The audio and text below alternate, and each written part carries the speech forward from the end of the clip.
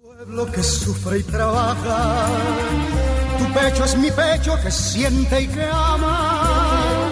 Tu sangre es mi sangre, tu selva es mi playa, tu lucha es mi lucha, por ser siempre nada. Tu puerto es mi puerto de barcos piratas, y somos muñecos de aquel que nos paga, con unas mentiras, monedas baratas, sembrando pobrezas, bandecas en casa.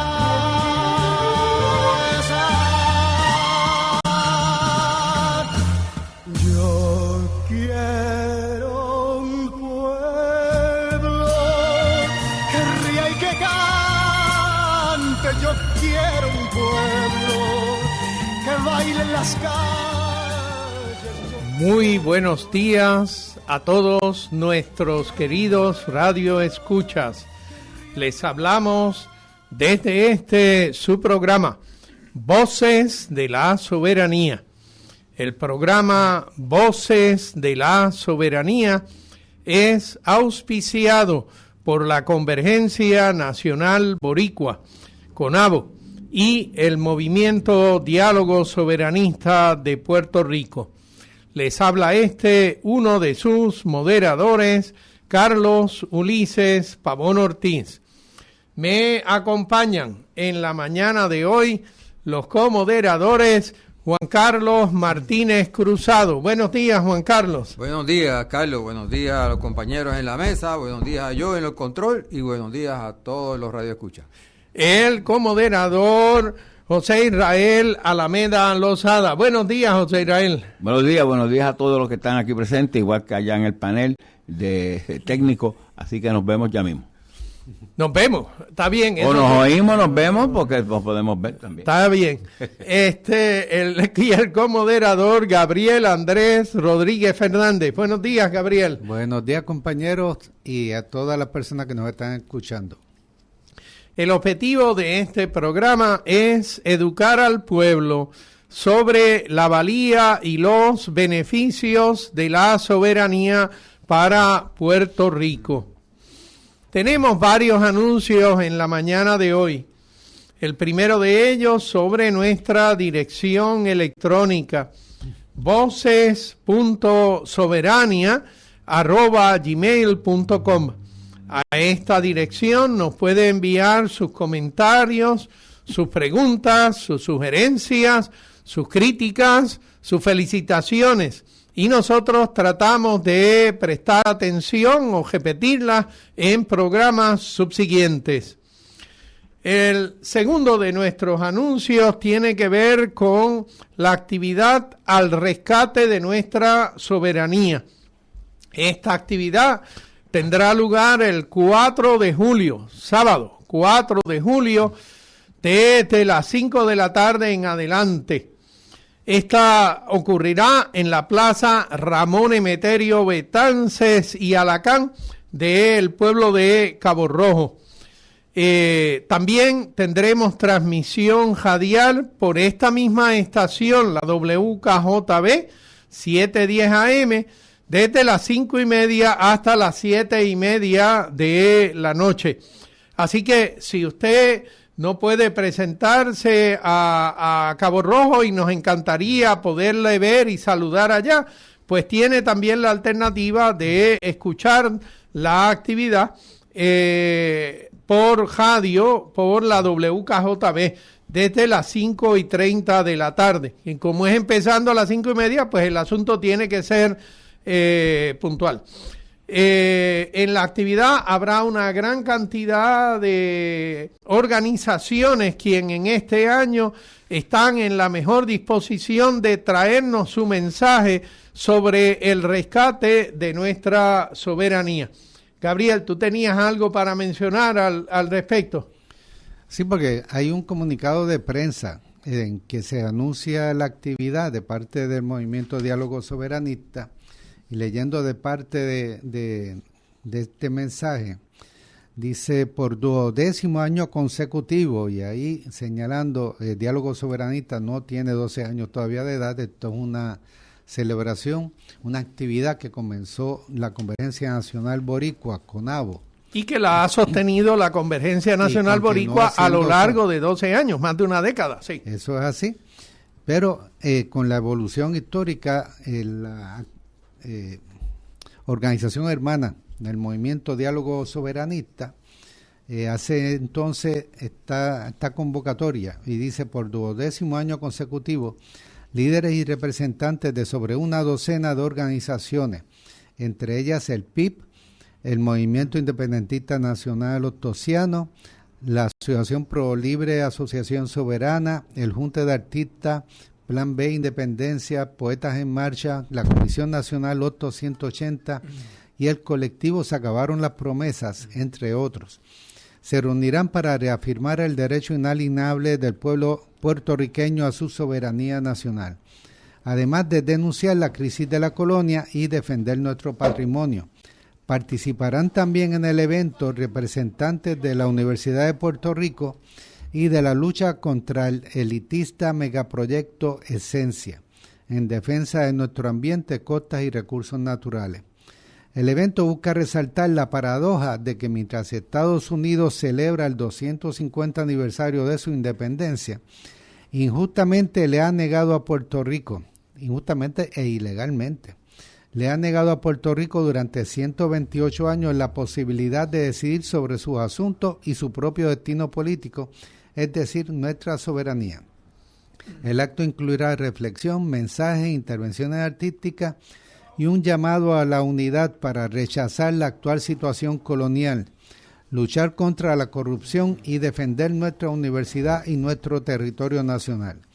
De este modo se promueve un futuro digno, próspero y soberano, bien sea mediante la libre asociación o la independencia. Y como decía Carlos, esto va a ser el sábado 4 de julio, que ya está ahí cerquita, a 2 sábados de distancia. Deben estar por allí ya a las 5, aunque a las 5:30 que comienza la transmisión radial, eso mismo nos obliga a ser puntuales. Esto no es una convocatoria a las 5:30 para que lleguen a las 6. La idea es que todo el mundo ya esté en la plaza para comenzar la transmisión radial del evento a las 5:30 en punto. Y tendremos una carpa para aislarnos un poquito del sol, sí, cortesía de nuestros amigos del Movimiento Independentista Nacional Ostosiano, y algunas sillas cortesía de otro buen amigo. Así que tendremos pues un poco de espacio para sentarnos y guarecernos del sol caliente. Este año, ¿verdad? Tenemos que agradecer que la alcaldía va a proveer las sillas, va a ser disponibles las sillas, además de la plaza y la concha. Así que los esperamos. Y aún si hay una bienvenida lluviecita, pues va a haber carpa para protegernos. Sí. El próximo anuncio tiene que ver con la Marcha por la Independencia, que ha de ocurrir el 18 de julio, 2 sábados más luego, el 18 de julio, y esta marcha habría de comenzar desde la Plaza de Armas en San Juan. Plaza Colón en San Juan. En la entrada del Viejo San Juan. Del Viejo San Juan, y esto es iniciando ¿desde qué hora? Desde las 2 de la tarde. Desde las 2 de la tarde. Y la idea es pues una reclamación también por una buena cantidad de organizaciones soberanistas en pro de la independencia para el pueblo de Puerto Rico. Nuestro cuarto anuncio, tiene que ver con que el próximo viernes 26 de junio, es el último viernes del mes de junio, y tendrá la demostración en contra del genocidio de Gaza. Mi entendimiento es que ahora esta actividad va a tener lugar frente a la Vita, en la carretera número 2, frente a la entrada de Mayagüez, ¿no? Tenemos que confirmar con los compañeros cómo se va a organizar. No se ha anunciado cambio de local todavía, así que volvería a ser allí en la entrada del Mayagüez Mall, pero se está ampliando la convocatoria para otras temáticas, además del apoyo al pueblo de Gaza y al pueblo cubano. Que también sea un punto de reunión, de presión del pueblo contra la corrupción del gobierno y toda la forma como nos está haciendo difícil la vida en Puerto Rico, esta administración actual y la situación colonial. Corrupción. He oído rumores de alguna corrupción. Rumores nada más han escuchado, solamente rumores. Yo no sé, decía el periódico hace un día atrás que el secretario de la Gobernación y el ex secretario de Desarrollo Económico sacaron los cuchillos ahora. Eso decía uno de los periódicos. Bueno, la cosa es que están sacando los trapitos sucios también, y ahí pues uno, cuando se arman estas peleas, uno se entera del diario acontecer en el gobierno. Bueno, eso de que sacaban los cuchillos, eso salió en el San Juan Star, que es un periódico en inglés que lo leen allá en el Capitolio de Washington, D.C. Así que allí se enteran de esas cosas a través de ese periódico. Y de hecho también se vio esta semana esto de la vista pública que había en el Congreso, en que el líder republicano de la comisión del Congreso, Mike Lee. Sí, la comisión del Congreso que tiene jurisdicción sobre Puerto Rico, como ellos nos ven a nosotros como una finca que tienen acá en el Caribe, pues estamos bajo el Comité de Recursos Naturales.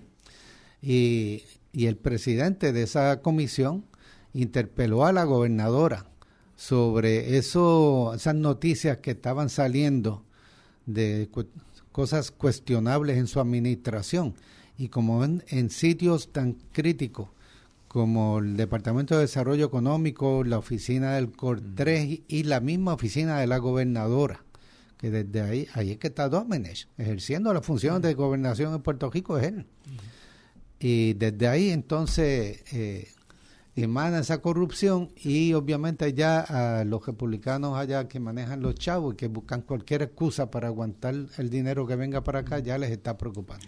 Pero hay un punto aquí importante. A mí la gente me dice, pero ¿cómo? ¿Quién se enteró? ¿Quién sopló? Mire, señor, abre el internet y ahí está. Si eso ahora con este mundo globalizado de gran información que se fluye la buena y fluye la mala, y la que tergiversa, pues ahí la tiene. Aquí no hay que buscar a nadie que sople. Bueno, había salido en los periódicos electrónicos los periódicos electrónicos de las compañías financieras, y políticos también allá. O sea, a nivel del mercado de bonos, están también hablando de la situación del desarrollo económico aquí. Los inversionistas están aguantados porque el Departamento de Desarrollo Económico en estos momentos no puede firmar ningún decreto, ningún acuerdo, y la gente que ya tiene uno se pregunta, bueno, pero entonces válido. ¿Me van a anular el acuerdo que tengo con Puerto Rico, con el gobierno de Puerto Rico, para venir a montar una fábrica? Porque lo firmó que votaron y que dicen que es corrupto. O sea, la situación en el lado económico se está volviendo bien crítica. Bueno, es que yo creo que también aparentemente el ex secretario del Departamento de Desarrollo Económico era una persona de mucha integridad, y que así le pensaban y le piensan muchas personas de los que buscaban decretos económicos. Y entonces, si la persona de confianza que yo pensaba que estaba allí ya no está, entonces ahora es todavía válido el asunto. Si yo hice algunos arreglos, vamos a decir, legales o un poquito extraños con este señor, y él no está ahora allí, voy a tener respaldo a aquellos acuerdos que yo haya tratado de establecer, o que estábamos discutiendo, o que yo pensaba tramitar con él. Y ese detalle es de gran preocupación en los círculos de inversiones, porque allí sí hay una reacción inmediata. Las personas que tienen un par de pesos para invertir deciden, yo tengo que monitorizar cuidadosamente dónde se está poniendo ese dinero. Hay una cosa aquí, hay una cosa que se llama persona natural y otra cosa persona jurídica. Los bufetes de abogados, bufete Richard Escalera, es una persona jurídica, quien firma y hace las gestiones de ese bufete, es el bufete, no es Héctor Richard.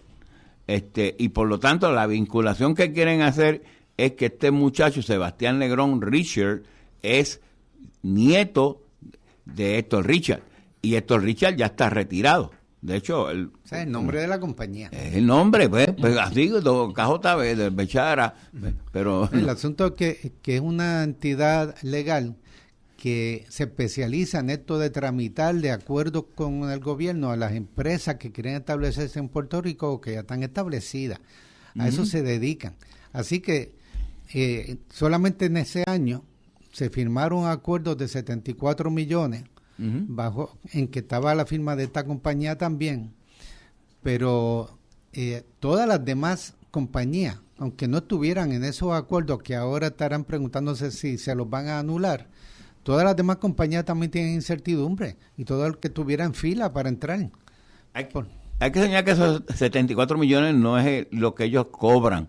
74 millones es el monto total de la negociación de los incentivos, ¿verdad? Que se están implicados. Yo quisiera también hacer un comentario al respecto de que hay una diferencia, una distinción entre firmas de abogados que escriben los contratos que se va a hacer con el gobierno y lo que pudieran ser cabilderos. Cabilderos son propiamente intermediarios, chismosos de profesión. No, vendedores de influencia. Eso es lo que son. Eso se llama bonito. Se oye bonito. Yo conozco al secretario desde la campaña, así que yo tengo acceso a él, yo te consigo el contrato que tú quieres. Es más, nos inventamos un contrato para ti, pero me das un 10%. Y entonces esa diferencia es crucial porque el vendedor de influencia está esencialmente operando en las líneas telefónicas, en las líneas de amistades, mientras que el otro tiene que dejar suscrito todas las cosas en las cuales está realmente obligando a que el contrato de mi cliente diga tal o cual cosa. El abogado que escribe eso se está comprometiendo su título en el asunto. Ahora bien, nuestro tema del día es, queremos continuar esta discusión sobre cuáles son las consecuencias de la ley promesa sobre el Puerto Rico de los borincanos, que fue la discusión que tuvieron aquí mis compañeros el sábado pasado y que yo no pude participar, pero que ciertamente la escuché. Y me gustaría traer un par de cositas como en recordatorio de la discusión que tuvieron el sábado pasado. ¿Y que escuchaste por YouTube o escuchaste? Que escuché por YouTube, exactamente, gracias al esfuerzo tuyo de que los programas nuestros estén grabados en YouTube y que se puedan acceder días después. Yo pude escuchar lo que fue la discusión que ustedes tuvieron. ¿Y cómo es que llegamos a ese asunto del YouTube, Juan Carlos?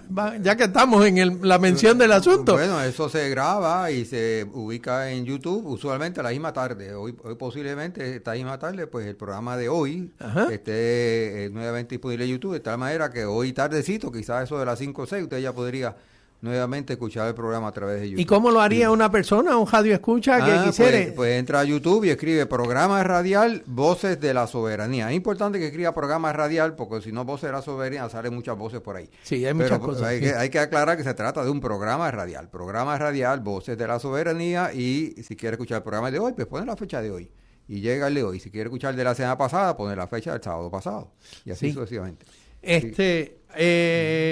José Israel, en algún momento tú mencionaste en ese programa que existía algo llamado una democracia oligárquica.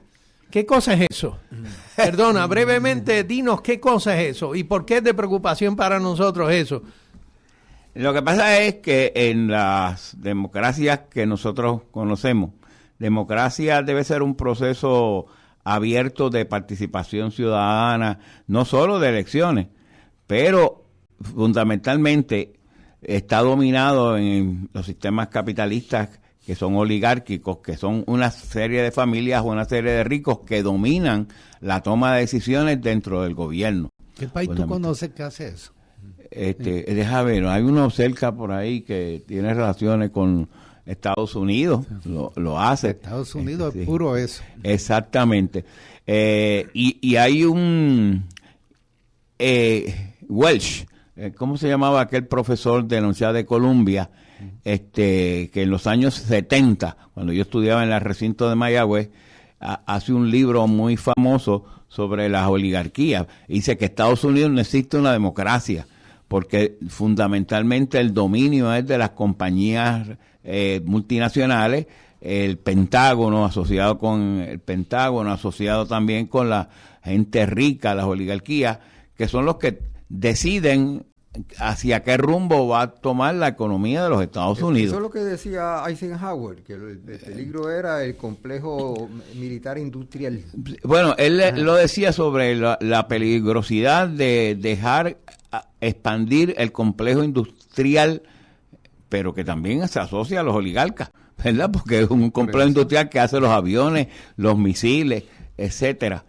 Y esa es la función de esa compañía. Y fíjate, tú mencionaste algo, lo del bipartidismo, porque allá, más todavía que aquí en Puerto Rico, hay dos partidos principales que son como las dos alas del mismo buitre, porque no es como el caso de Puerto Rico y Cuba. O sea, cambia el color, ¿verdad? Allá también unos son rojos y otros son azules, republicanos y demócratas, pero mantienen las políticas básicas que alimentan al complejo militar industrial, igual que aquí se alimenta la corrupción y el sistema colonial, no importa cuál de estos dos partidos está en el poder, pues allá no importa si están los demócratas o están los republicanos, cambias el estilo y puede ser que se cuele un loco como está ahora, pero siempre está el complejo militar industrial detrás y por eso Estados Unidos siempre está en guerra con alguien. O sea, que sería como un buitre que tiene dos alas, una a la derecha, una a la izquierda, pero tiene un solo corazón, que es el mismo para las dos alas. Exacto. Déjame hacerte otra pregunta, José Israel. Tú estuviste también en Inglaterra. Correcto. Y en Inglaterra también existen dos partidos fuertes. Uno es el Partido Conservador, aquel de Margaret Thatcher, y otro, el Partido Laborista, que es de corte un poquito más liberal. El Parlamento británico tiene esencialmente, hay una Cámara de Lores y hay una Cámara de Diputados. Y entonces cuando uno se puede imaginar que en la Cámara de Lores hay una cantidad de personas bastante bien adineradas y en la Cámara de Diputados hay también unos cuantos. Pero entonces la pregunta sería si tú lograste observar algún tipo de diferencia entre ese Estados Unidos que es una democracia oligárquica y lo que fuere esa democracia monárquica de Inglaterra, si era también de naturaleza oligárquica o no. Yo lo que veo es el dominio, especialmente ahora que está Donald Trump, del gran dominio de estos oligarcas. Este muchacho griego, Yaroulakis, hizo Tecnofeudalismo. Dice que un libro muy interesante, y Sidrek Durán también, donde él dice que existe como un feudalismo en una cúpula de ricos, de esos lores tecnológicos, como Elon Musk, como ese Zuckerberg, todos estos lores y grandes ricos que dominan fundamentalmente la tecnología, el diseño totalmente de lo cibernético, y se asocia a grandes ingresos, grandes rentas económicas. En Inglaterra tú puedes tener eso, pero esos lores, esos ricos, no tienen un gran dominio sobre la población y sobre los sistemas. Sí son ricos, pero esa apabullante capacidad y poderío económico de tomar decisiones por encima del sistema económico no lo hay. Y tú lo ves fundamentalmente en el sistema de salud. El sistema de salud sigue siendo en Inglaterra socializado. En Estados Unidos fundamentalmente es un sistema de mercado privado. Margaret Thatcher trató de atacar el sistema de salud británico, pero no logró pasar por encima del Parlamento, a pesar de que ella dominaba el Parlamento. Sí, recientemente hubo una persona que en Inglaterra, una mujer que era liberal, May, creo que era yo, May, sí, una blanquita ya, y estuvo allí presente. Comenzó con unas locuras, bajar los impuestos a los ricos, bajar el gasto público. Oye, y un periódico que se llama Telegraph, de allá famoso, dijo, esta no dura 20 días. Pues no duró 20, duró 16 días, porque la sacaron, porque no puede, iba a caer el sistema económico, iba a crear un caos, porque esto es igual que Milei, creyendo de que devolviendo el mercado no funciona. El mercado funciona si tú lo tienes en una economía, en teoría, en el modelo eso que nosotros damos, pero tienes que basarte en supuesto que no hay un dominio de la oferta, que no hay un dominio de la demanda, que hay no hay concentración en el lado. Y recuerdo yo siempre que cuando yo doy la clase de demanda y oferta, dije, esto funciona si en la demanda no la controlan y si en la oferta no la controlan. Ese es el mercado, pero en la realidad no es así. De hecho, yo tuve un caso donde los Mida y los grandes almacenes estaban en contra de los camioneros por las tarifas. Las tarifas las había planteado el gobierno y era ley, pero acuérdese, los B. Suárez y esas cosas no pagaban la tarifa. Y ellos decían que ellos negociaban porque el mercado decía otra cosa. Y yo decía, ¿qué mercado? Si lo que le está diciendo que ustedes son los que... Si ustedes establecen el precio a los camioneros, no hay libre mercado, no hay demanda y oferta. Dejen eso. Pero ese es el juego. Así que, y también, como tú has señalado otras veces, que en estos sistemas, esos grandes poderosos, los multibillonarios, y Estados Unidos tiene el primer trillonario ahora también, ¿no? Que tiene 1 millón de millones, los multibillonarios controlan el sistema político, que eso es otra cosa, que aparte del sistema económico que puede funcionar a base del mercado o lo que sea, está el sistema político. Y en estos sistemas de democracia oligárquica, esos oligarcas, esos billonarios controlan el sistema político también, además de la economía. En un caso, en el otro extremo, en China, hay billonarios también, hay multibillonarios, y se mueve el mercado, es bien poderoso, pero sigue estando bajo el sistema político que mantiene las reglas de juego, que eso es el partido único que tienen, este Partido Comunista, y puede mandar a gestar un billonario y puede congelar de todos los activos y quitarle las empresas. La cosa es que lo hacen. Y lo hacen. En Estados Unidos, ¿cuánto has visto eso? Bueno, no, en Estados Unidos los Ajá. invitan a que se sienten en la primera fila de la inauguración presidencial. Todos los que están sentados allí no son jerarcas del gobierno, son jerarcas de la industria de una o de otra naturaleza. Eso fue la inauguración presidencial última de Trump. Había invitado a todos sus amigos. Lo inaudito, antes que no se me olvide, lo inaudito de esto es que el presidente manda a su hija, Ivana Trump, con su Jared Kushner, con su yerno, para negociar allá Albania unos terrenos que era importante desarrollarlos. Y el presidente de Albania tiene la desfachatez. Por encima, cambia la ley y le permite esos terrenos, o se los vende, o se los permite en usufructo. Unos terrenos que eran protegidos. Con flamingos y todas esas cosas.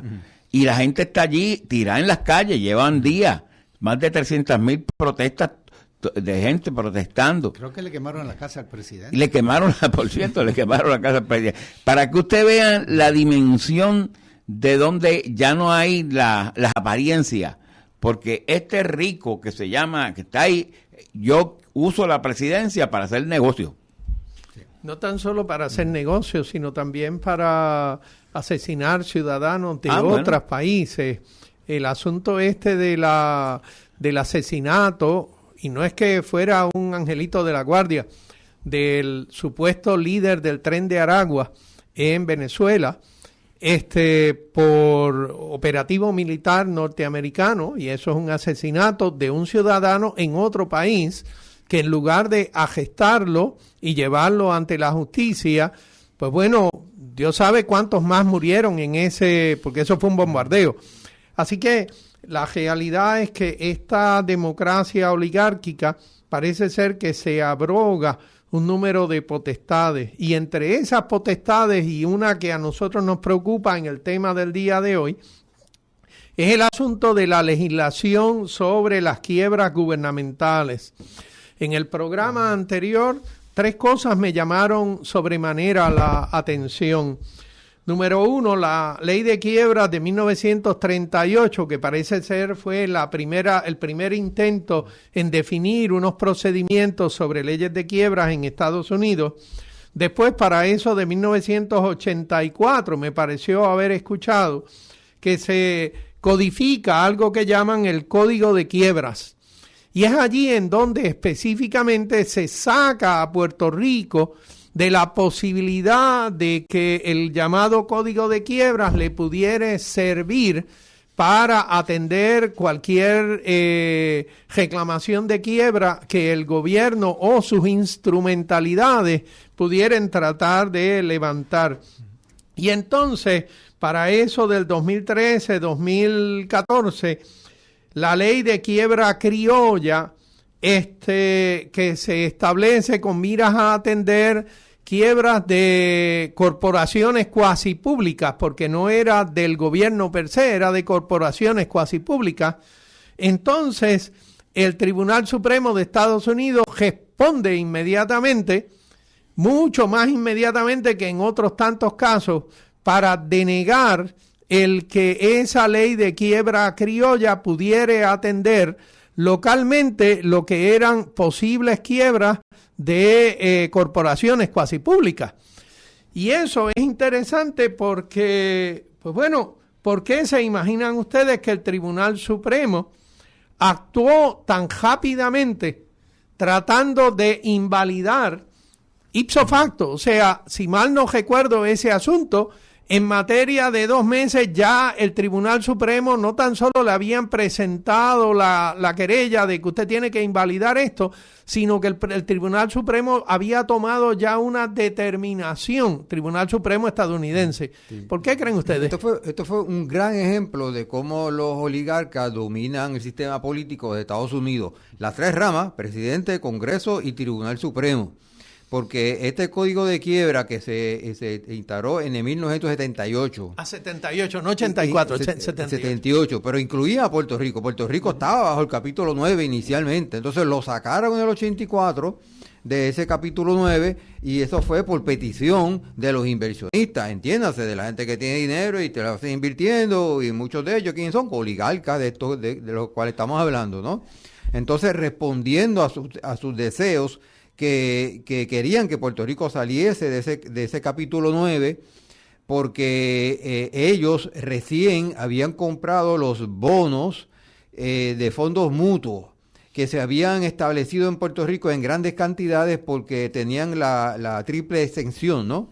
O sea, la gente que estaba en Estados Unidos, en el estado que fuera, y comprara bonos de Puerto Rico, pues tenía exención federal, exención estatal y exención de su municipio sobre las ganancias que ellos tuvieran de esas inversiones.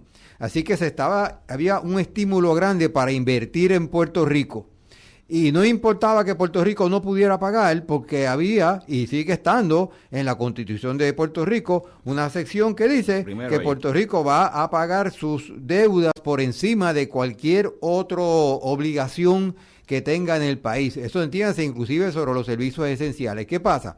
Si Puerto Rico está bajo el capítulo 9 del Código de Quiebra Federal, ese Código de Quiebra Federal le da a Puerto Rico la capacidad para proteger sus servicios esenciales. Así que a Wall Street, a los inversionistas, a los oligarcas, no les convenía que Puerto Rico estuviera bajo el capítulo 9. Así que ellos lograron que el Congreso sacara a Puerto Rico de ese capítulo 9. Si mal no recuerdo, la conversación de ustedes era de que ese sacar a Puerto Rico, las disposiciones de esa ley que lo mencionaran, ocurrió sin que hubieran vistas públicas ni discusión pública al respecto del asunto. Fue todo simplemente bien calladito, todo bien calladito. De hecho, Alejandro García Padilla no sabía que Puerto Rico estaba fuera del capítulo 9 hasta cuando tuvo que declarar quiebra. hasta que tuvo que declarar la quiebra y entonces le dijeron, no, esa cosa no te protege. Sí. Entonces hicieron la quiebra criolla, pero pues el Tribunal Supremo rápido, como bien dijiste, rápido respondió declarando de que Puerto Rico, pues el código de quiebra, si bien Puerto Rico había sido excluido del capítulo 9 del código de quiebra, el resto del código de quiebra aplicaba sobre Puerto Rico como si Puerto Rico fuera un estado. Y eso le daba entonces la supremacía federal para ellos decidir de lo que llamaban el campo ocupado, para ellos poder decidir entonces cómo era que Puerto Rico resolvería su quiebra. Y ahí es que viene promesa. Ajá. A ver, Alameda, tú has en varias ocasiones mencionado que los procesos de quiebra son unos procesos en donde tú tienes una persona, en el sentido, cuando una persona reclama la quiebra personal, esa persona es un ser productivo en la sociedad. Y si yo por causa de sus deudas lo mando a la cárcel, pues ahora ya no es productivo en la sociedad, ni tan siquiera para su propia familia. Así que los procesos de quiebra tienen que de alguna manera permitir que la persona, aunque tiene problemas financieros muy serios, pueda continuar realizando algún tipo de trabajo, pueda continuar con sus industrias, con sus negocios, de manera tal que tanto su familia como la sociedad puedan continuar beneficiándose de esta persona que pudiera ser una persona muy productiva, pero las realidades, las cosas que a veces nos caen sobre el plato, pues le dañaron un poco lo que fuera en su finanza. Y por eso las leyes de quiebra tienen que tratar de proteger no tan solo al llamado persona que le está reclamando dinero, sino muy importante, tiene que proteger a la persona que se va a quiebra.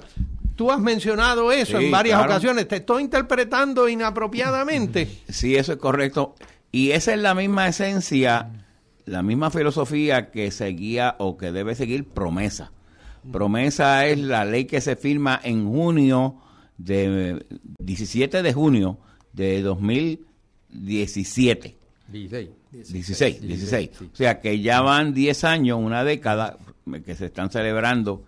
Por ahí unos dicen que es buena, es mala. La ley Promesa. Esa ley Promesa es una ley de quiebras para Puerto Rico.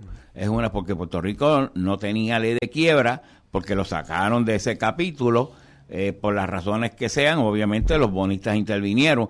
Y lamentablemente, como siempre nosotros decimos aquí, trabajamos con enemigos y con traidores. Porque el comisionado residente que estaba en ese momento, que fue Baltasar Corrado, se quedó calladito, o por lo menos no lo supo. Y cuando estuvieron diseñando la ley Promesa, el comisionado residente de Puerto Rico, que era Pedro Pierluisi, participó en el diseño de la ley Promesa. Así que, como tú bien dices, a veces trabajamos con oponentes y con traidores. Sí, y lo que supuestamente deben defender la posición de Puerto Rico, traicionan a Puerto Rico en ese sentido. Fíjate que ahora, yendo ya a lo que ha pasado aquí, toda esta situación traiciona, o sea, vamos a suponer, ¿para qué necesitamos una ley de permiso rápida? Si esto es un sistema que el sistema eléctrico está en el piso, apagones, el sistema de agua potable, alcantarillado, ya ustedes saben lo que hay. Y ahora también los decretos de compañías importantes que llegan aquí a Puerto Rico, el famoso DDEC, Departamento de Desarrollo Económico, está al garete. No es solo que renuncia a una persona, es que renuncian 10. Ustedes que me están escuchando y ustedes que están aquí, ¿ustedes han visto algo así? 10 funcionarios de alto nivel, todos profesionales, ya fueran abogados, contables, trabajadores de la computadora. Que dirigían las oficinas principales dentro de ese departamento. Sí. No fueron las secretarias, las ayudantes de él. No. Ahora bien, déjeme hacer una preguntita aquí que pudiera ser, ¿por qué al imperio le pudiera interesar que yo voy a definir una ley de quiebra aplicable a las instrumentalidades puertorriqueñas y al gobierno puertorriqueño, en donde asigno, porque eso está en la ley promesa, que quien va a representar los intereses del pueblo de Puerto Rico no son el gobierno de Puerto Rico, es propiamente lo que se llama la Junta de Control Fiscal. Y en las Cortes son donde se discuta el asunto de la quiebra de corporaciones cuasi públicas puertorriqueñas.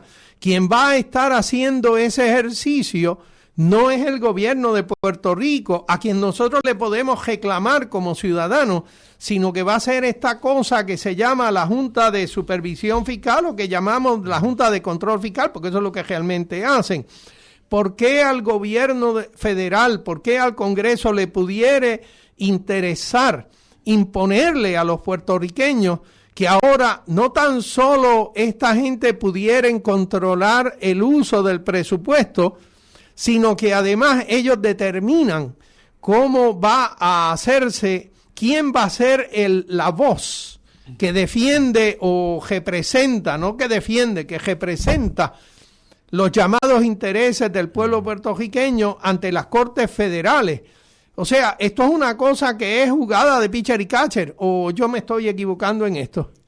Bueno, lo vemos en los contratos de Luma.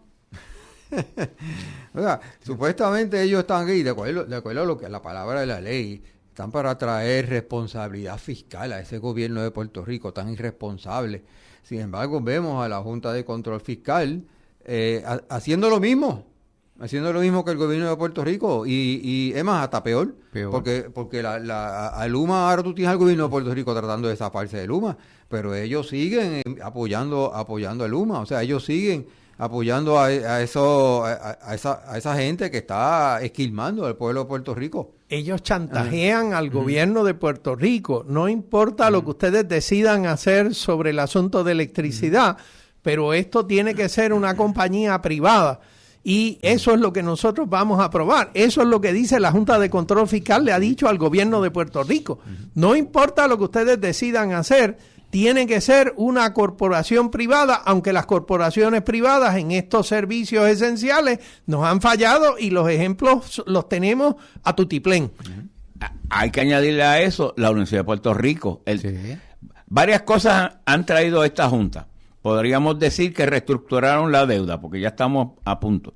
De los 70,000 millones, hubo una reestructuración que bajaron 50,000 millones, pero también se supone que hubiesen definido los servicios esenciales primero. La ley promesa mandataba.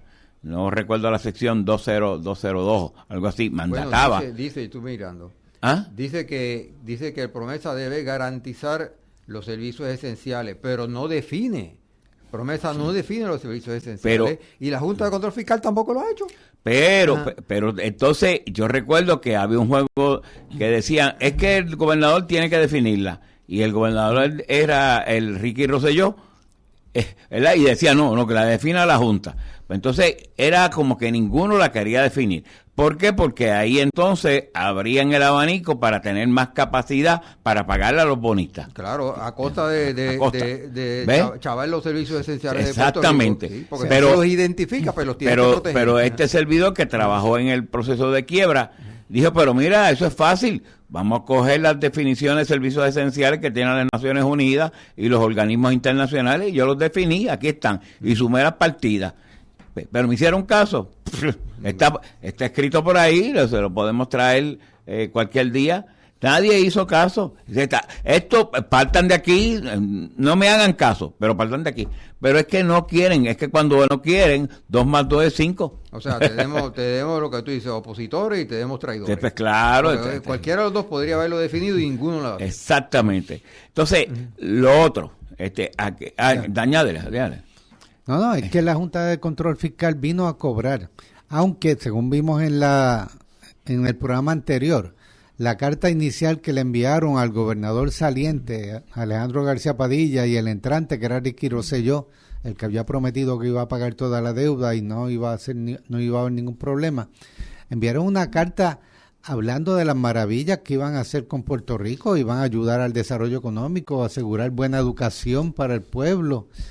Y sin embargo, rápidamente se desenmascararon como lo que era una agencia de cobro para los buitres, porque ni siquiera permitieron que hubiera una auditoría de la deuda, que hubiera demostrado que mucha de la deuda era ilegal y no había que pagarla, y tampoco entraron en el detallito de que los que estaban reclamando el pago de la deuda no eran los que habían comprado la deuda inicialmente y por lo tanto habían invertido en Puerto Rico. Esos se habían salido ya al ver la situación de quiebra y habían vendido los bonos a chavitos por dólar, y por lo tanto iban a tener unas tasas de ganancia descomunales si se les aceptaba el valor de los bonos y siempre han estado buscando dándole la vuelta para que se beneficien esos buitres. Entonces, sobre eso, el 65% se ha reestructurado toda la deuda.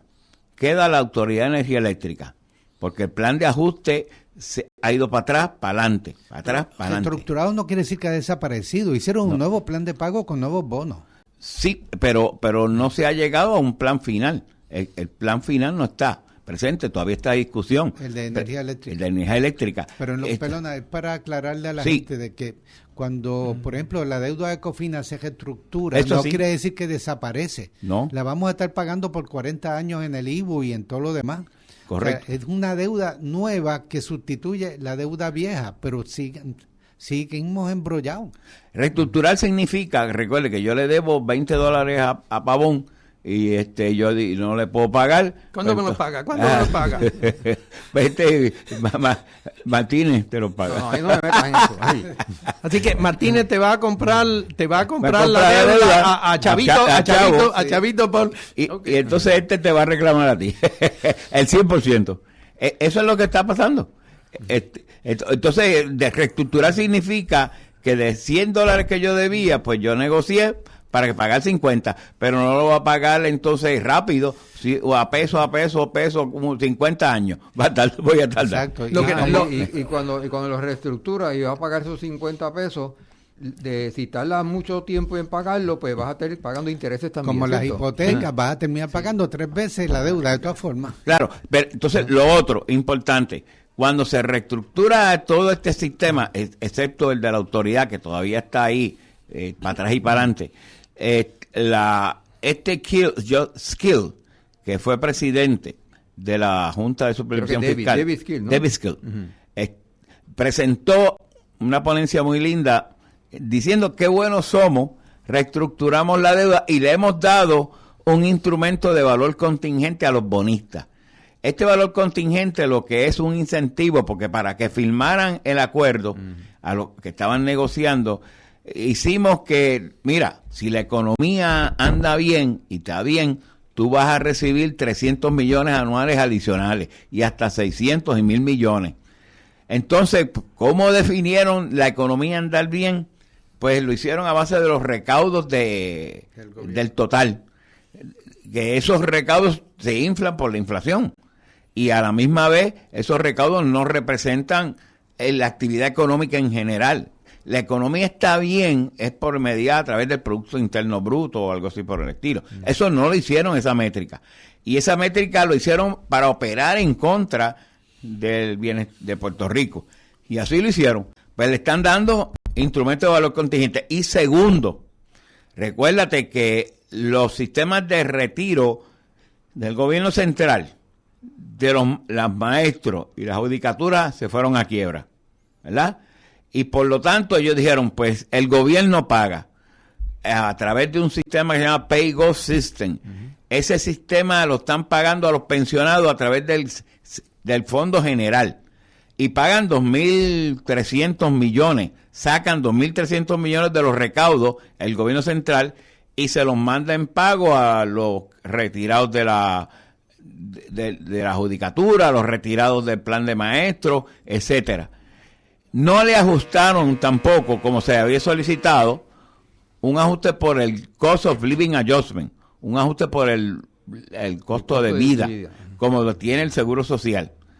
Y entonces, pues él decía, hemos salvado esto, pero le dimos a los bonistas, pero no le dimos a los otros acreedores, que son precisamente los retirados del sistema de retiro. Sí, lo que quiere decir porque es que también son acreedores. Si supuestamente las cosas iban bien en Puerto Rico, entonces los bonistas iban a recibir más dinero, pero los pensionados no. Exactamente. Mira qué bueno. Así que yo me gustaría retomar un punto aquí, y es que el gobierno norteamericano establece las leyes promesa. Esto es el Congreso quien establece la ley promesa para defender lo que serían intereses de aquellos bonistas e inversionistas norteamericanos. Pero no tan solo eso, sino que también establece la corte en donde se van a dilucidar los casos de las quiebras de las instrumentalidades o del gobierno central de Puerto Rico. Y además de eso, pone a que el representante de la voz de los puertorriqueños no son los puertorriqueños, es la Junta de Control Fiscal. Y le da inmunidad soberana para que no tenga que responder a los periodistas puertorriqueños sobre cómo es que ellos llegaron a sus decisiones. Así que ahora el llamado representante de Puerto Rico y la Corte Suprema de Estados Unidos determina que ellos son una instrumentalidad del gobierno de Puerto Rico que tiene que ser sostenida y pagada por el pueblo de Puerto Rico, pero entonces dice no tienen que ser transparentes en sus reclamaciones ante el pueblo de Puerto Rico de qué cosa es lo que ustedes están haciendo y cuáles son los argumentos que han defendido. Por lo tanto, yo no sé cómo usted quiera mirar esto. Yo tengo aquí un amigo aquí a mano derecha que me está mirando con una cara de increíble. Me dice, acaba de concluirlo. El gobierno de Estados Unidos te impone la regla, te pone el tribunal en donde van a decidir esto y ahora el abogado que supuestamente te va a defender también te lo asigna. Y tú no tienes la potestad de poderle preguntar qué argumento es el que tú vas a levantar allí. Chaval, no puedo usar el verbo apropiado. Eso se llama coloniaje. Eso es una falta a la soberanía necesaria de Puerto Rico. Y si nosotros necesitamos algo, que tenemos que hacer es ganar la soberanía para que esta poca vergüenza, porque esto es una poca vergüenza, esto es un hurto. El gobierno de Estados Unidos se establece porque ellos reclaman que no podía haber impuestos sin representación apropiada. Eso es lo que fue la revolución de independencia de Estados Unidos. Taxation without representation is tyranny. Eso era una tiranía. Pues resulta que a nosotros nos están aplicando la tiranía por todas las esquinas. Y por lo tanto, aquellos que aquí en Puerto Rico defienden esa tiranía, lo que están defendiendo es una poca vergüenza y una tiranía. Nosotros lo que decimos es que tenemos todo el derecho de desarrollar nuestra soberanía. Gabriel, estás a punto de reventar. Es que di mal una información ahorita que viene al caso ahora también. Si queremos protestar por todas estas cosas, esta manifestación del próximo viernes 26 de junio a las 4:30 de la tarde, la que se había estado celebrando en solidaridad con Palestina y Cuba, pues va a ser más amplia también en contra de los males de la colonia y va a ser en la Vita, como tú bien dijiste, y yo di la información incorrecta, por eso la quería aclarar. Y va a estar entonces el mecanismo para que la gente aquí en Mayagüez, en la región oeste, proteste contra esta injusticia que se han estado discutiendo en la Junta de Control Fiscal y toda la situación colonial y todos los males estos que nos están cayendo encima. ¿Desde qué hora? Desde las 4:30 en la Vita y también frente a la estatua de Hostos. Sí, en esa intersección. Sí, alguna gente no sabe que eso se llama la intersección de la Vita. Los miembros de la Junta de Control Fiscal pueden recibir regalos. Sí, pero antes de que diga hay eso, alguna razón por la cual no quieren irse. Sí, ellos la están pasando bien y todas las compañías que ellos contratan y tienen por lo tanto quizás su regalía también por seguir dando contratos. No hacen falta la regalía. Cuando tienes 2.000 millones de dólares, según tú mismo mencionaste en el programa pasado, en los pasados 10 años, esa gente ya tiene todas las regalías que pudieran necesitar. A $1,000 la hora, que es lo que le pagan a los abogados estos de la Junta de Control Fiscal, que regalía, a ellos no les interesa. Y no tienen ni que vivir en Puerto Rico, pues eso lo están ganando desde donde sea que vivan. Entonces, además de la manifestación esta, recuerden, el 4 de julio en Cabo Rojo, allí a las 5 de la tarde en la Plaza de Cabo Rojo, y el 18 de julio a las 2 de la tarde en la Plaza de Colón, son todas Plaza formas. de Colón en San Juan. En San Juan. Marcha de Independencia. Sí. Para levantar la voz del pueblo en contra de todos estos males del coloniaje. Queríamos, Joe me trajo una mención de que desde la República Dominicana, en la provincia de Higüey, Higüey se llama. Higüey Tiene diéresis. Sí, tiene diéresis. El señor Jamón Cedeño nos está escuchando. Así que nuestra sí, saludos República Dominicana. A los hermanos de la República Dominicana, un saludo fraternal, y a todos los puertorriqueños. Nosotros estamos aquí resbalando ya en los últimos segundos. Creo que lo que nosotros hemos dicho en este programa es que las consecuencias de la ley promesa sobre Puerto Rico son propiamente una imposición colonial, y lo lamento por todos aquellos que defendieron y algunos que todavía defienden el asunto de la colonia. Yo creo que es hora de que nosotros reconozcamos que tenemos que salir de esta condición. Así que te llamamos a ti, querido Radio Escucha, que nos atiendes en este programa, a que no tan solo continúes atendiendo nuestro programa, sino que participes de las actividades que Gabriel acaba de recordarnos, la del 4 de julio en la Plaza Betances en Cabo Rojo, la del 18 de julio en la Plaza Colón en San Juan, la de la actividad del 26 de junio frente a la estatua de Eugenio María de Hostos aquí en Mayagüez. Pero también te solicitamos, te imploramos, te pedimos que tú, si podemos cada uno de nosotros conseguir una persona adicional que se convenza de que vivimos en una colonia y que tenemos que trabajar en contra de esa colonia y que tenemos que trabajar por conseguir la soberanía para nuestra patria, si cada uno de nosotros consigue una persona adicional, si lo hacemos uno por mes, tendríamos una ganancia de 12 al año por cada uno de nosotros. Y si no pudiera ser así, pues bueno, no importa. Uno más que podamos conseguir es un paso adelante por la soberanía de Puerto Rico.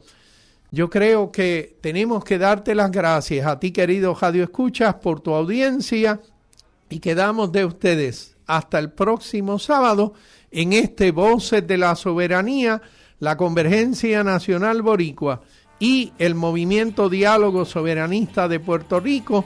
Tengan todos muy buenas tardes. Tu pecho es mi pecho que siente y que ama. Tu sangre es mi sangre, tu selva es mi playa. Tu lucha es mi lucha por ser siempre nada. Tu cuerpo es mi cuerpo. Esta radioemisora y su personal no necesariamente se solidarizan